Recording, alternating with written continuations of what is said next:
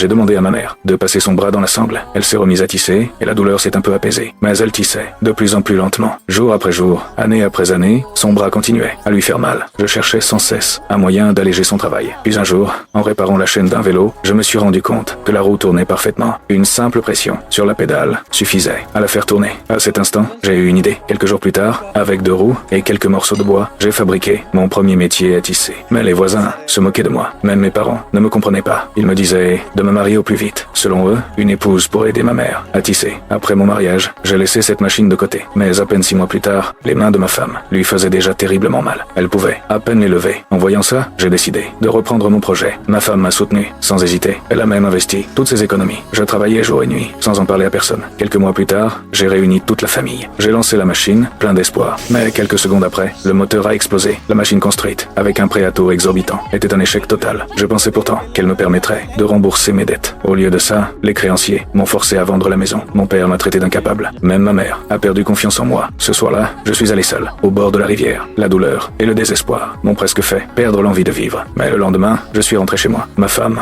ne m'a jamais reproché quoi que ce soit. Au contraire, elle m'a donné tous ses bijoux pour m'aider à rembourser mes dettes. Le lendemain, nous avons quitté le village pour nous installer en ville. Je gagnais ma vie en tirant une charrette et en faisant de petits transports. 1 an plus tard, je suis revenu au village avec ma femme et mon enfant. Je voulais récupérer mon ancienne machine pour continuer mes recherches. Mais mon père l'a arrosée d'essence avant d'y mettre le feu. La seule à continuer de m'encourager, c'était ma femme. J'ai compris qu'une machine en bois ne pourrait jamais fonctionner. J'ai donc décidé d'en construire une en acier. Le jour, je travaillais pour gagner de l'argent. La nuit, j'assemblais la machine. Mes mains étaient couvertes de blessures. Enfin, la 2e année, la seconde machine était terminée. Mais ma femme m'a fait remarquer que le fil devait suivre un trajet en forme de 8 et non un cercle. En entendant ça, je me suis totalement effondré. Dans un accès de colère, j'ai démonté la machine et vendu toutes les pièces à la ferraille. Mais dès le lendemain, j'ai soudain compris qu'un simple petit rouleau suffirait à guider le fil en forme de 8. Je suis aussitôt retourné à la casse pour racheter toutes les pièces. Après de nombreuses améliorations, la machine a enfin été terminée. Je l'ai ramenée au village. Tous les voisins qui s'étaient moqués de moi se sont rassemblés pour la voir. Plein de confiance, j'ai appuyé sur l'interrupteur. Mais la machine ne s'est pas mise en marche. Je suis resté calme, j'ai ouvert le moteur et j'ai découvert que le problème venait simplement d'un vieux circuit électrique.